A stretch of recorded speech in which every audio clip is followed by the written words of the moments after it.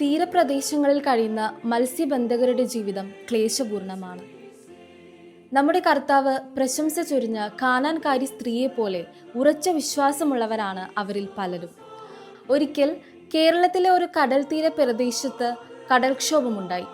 പുരുഷന്മാരെല്ലാവരും തന്നെ പുറംകടലിൽ മീൻ പിടിക്കാൻ പോയിരിക്കുകയാണ്. കടൽക്ഷോഭത്തിൽ ആ പുരുഷന്മാർക്കെല്ലാം എന്താണ് സംഭവിക്കാൻ പോകുന്നതെന്നോർത്ത് സ്ത്രീകൾ പൊട്ടിക്കരഞ്ഞു.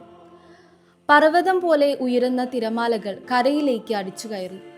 നിരനിരയായി പണിതിട്ടുള്ള കുടിലുകൾ കടലിലേക്ക് ഒഴുകാൻ നിമിഷങ്ങൾ മാത്രമേയുള്ളൂ. തിരമാലകൾ ആദ്യ നിരയിലുള്ള കുടിലുകളുടെ തൊട്ടടുത്തെത്തി. കുടിലിലുള്ള സാധനങ്ങൾ പെറുക്കിയെടുത്ത് നിലവിളിച്ചുകൊണ്ട് ആളുകൾ പുറത്തേക്ക് കടന്നു തുടങ്ങി. തീക്ഷ്ണ വിശ്വാസമുള്ള കുറെ ആളുകൾ അവരെയെല്ലാം തടഞ്ഞുകൊണ്ട് പറഞ്ഞു, നമുക്ക് ഉറച്ച വിശ്വാസത്തോടെ ദൈവമാതാവിനോട് പ്രാർത്ഥിക്കാം. ആ അമ്മ നമ്മെ കൈവിടുകയില്ല. കുടിലുകളിൽ മരണത്തിന്റെ വക്കിൽ കഴിഞ്ഞവരെല്ലാം തങ്ങളുടെ ജപമാലകൾ എടുത്ത് പ്രാർത്ഥന തുടങ്ങി. അവർ പ്രാർത്ഥന തുടങ്ങിയത് മുതൽ കടൽക്ഷോഭം കുറഞ്ഞു. സമുദ്രം പ്രശാന്തമായി. ജപമാല അവസാനിച്ചതോടെ കടൽക്ഷോഭം പൂർണ്ണമായും നീങ്ങി.